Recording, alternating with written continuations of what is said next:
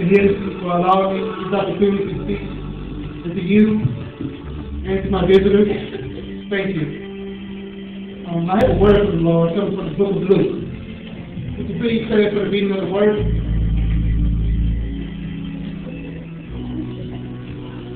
Luke, the 7th chapter.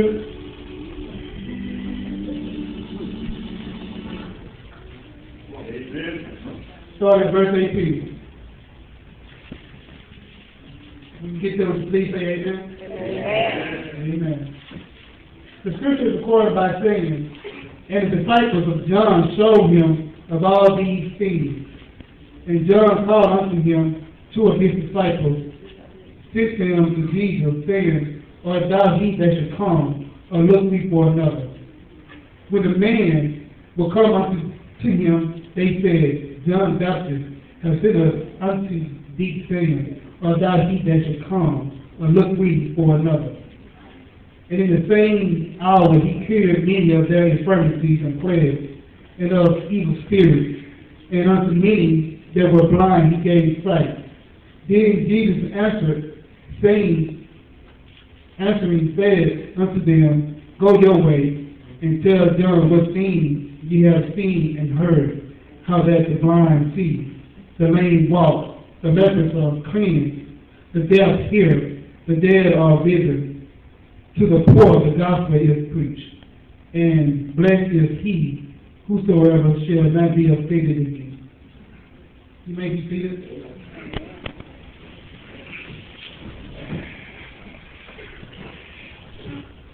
In 2005, I was locked up for armed robbery. And when I went to court for the charge, they were trying to give me 198 years. Yeah. This wasn't my first charge. But through the whole thing, I kept faith. And I kept God in my eyes. And I wasn't very worried about the whole thing. But in 2006, me and my son was on the telephone, and we was talking and having a very good conversation.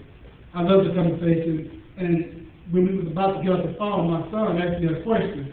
He asked me, Dad, do you remember the last time you were locked up? I said, yeah, I remember. He said, you remember what you told me when you got out? I said, no, I don't remember. He said, you told me that you'll never go back to jail.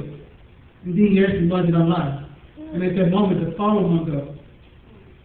I went back to my cell and I thought about everything he said, and I thought about how I made a promise to my son about not going back to jail, about not getting back into trouble.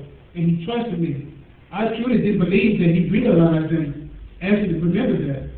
But after a couple of days, I walked up my cell and I thought to myself, was I actually the one? So I would like to talk to you from the subject, are you the one, or should we look for another? While I was locked up, like I said, he offered me 198 years. And this was the double bill because the charge I had on Robert carried 99 years. And that actually was the plea. That was a good thing because they wanted to give me more years than that. So 198 was good. It don't seem like it, but it was good. But when he asked me this question, I thought about my life and I thought about how I might never get out of jail. And I love my son. If you ever see me everybody with my son, you know that I'm always teaching him something. Even if he just said, and I'm showing him how to sing, how to act, proper pulpit etiquette, proper sanctuary etiquette. There's certain things that you do in certain spots. But while I was locked up, I felt so as I had the wisdom now, but time has ran out on me. Have you ever felt so as that in this point in time in your life that you know it now? You didn't know it at first, but you know it now. But it seems so as that now that you got the wisdom, time isn't on your side anymore. And while I was thinking about my son and thinking about how time had ran out on me, I kept God in my eyes and I kept God in my front. You know, the Bible says that to give the things that are behind you and reach it forward for the mark and goal, which is Christ. And I kept thinking about my son. There was all kinds of stuff going on at the time. At this time, they had the flood in New Orleans, and so a lot of the prisoners from up there came to where we were. And they was fighting, throwing riots. You could not get sleep around now. But the only thing I can think about, Lord, if you just give me one more chance, I will prove to you that I am the one. But even if I didn't get out, I knew that my son's life and his destiny wasn't actually tied to my life. We have to realize that there are people who come in our life and they only there for a season. Even though we might think that our opportunities and our things have ended, we have to realize that no one around us is tied to us better. And I knew that my son would be all right. We have to realize this because how do we plan on moving forward if we always reaching back to somebody else? There's a scripture in the Bible that says that when they came out from before us, so that it could be manifested, that they were there for us. Because if they were for us, no doubt, they would have stayed and good. Are you actually the one for the person you're with right now? Are you the man for the woman you're with, or should she look for another? Are you the woman for the man that you're with, or should he look for another? Are you actually the one?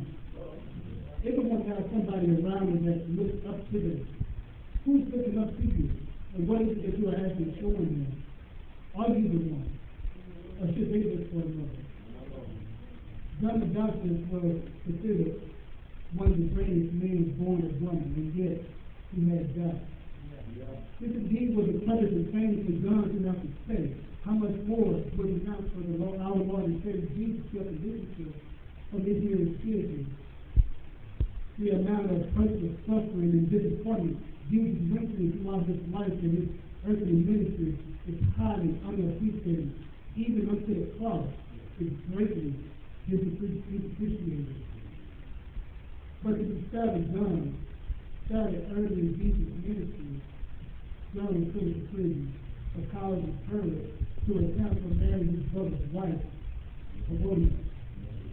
The Bible says that he was locked up, the secret says that he was locked up in his type of fortress in Persia to the east of the Dead Sea. Now, if you have ever studied the Bible from Genesis to Revelation, anytime you move to the east, you move away from God. Are you the one, or should someone look for another to look up to? John was doing the work of God. He was calling folks to repent and be baptized in the remission of sin. However, in doing good, he came across some trouble. It wasn't his fault he was locked up. It's because he called somebody else to see their sin, which God caused him to be locked up. He moved to the east. He was in a desolate place. Now, John was the last of the Old Testament prophets. He was the first of the New Testament prophets. He was first to announce Jesus as the Lamb of God, and yet he revealed his goodness back. Now, John isn't the first in his family to have doubt because his father also had doubt when the angel came to him and told him that he will have a son. He had doubt. Some stuff that you have in your life is caused by learned behavior. But if you keep your eye on Christ, on God, on the Word of God, you should have faith. Some stuff you should just throw away. If anybody in your life keep running in and out, let them go. Let them go. If anybody want to leave, let them go. If someone is beating you, let them go. If they don't understand what it is they want in life, let them go. Let them go. John is having doubt. His disciples come to him. And we have to realize that certain people around us, no matter what we go through, they'll go through with us. If you are in jail, they'll be in jail with you. They will come see you. If you are in a hospital, you will have somebody come and see you. They might not be there physically all the time. You will know that they are in your life. There are certain people that will never leave you. No matter what you're going, no matter how much money you have, no matter how mean you are, these people are for you. These are the people you should be looking up to. If anyone don't want to be in your life, let them go. But first you have to realize, who am I? What am I teaching? What am I showing? What am I proving? Now, when John told his disciples to see Jesus, he put them only one question. Are you the one that he's been expecting? Who have you been expecting? What have you been expecting? Now, Jesus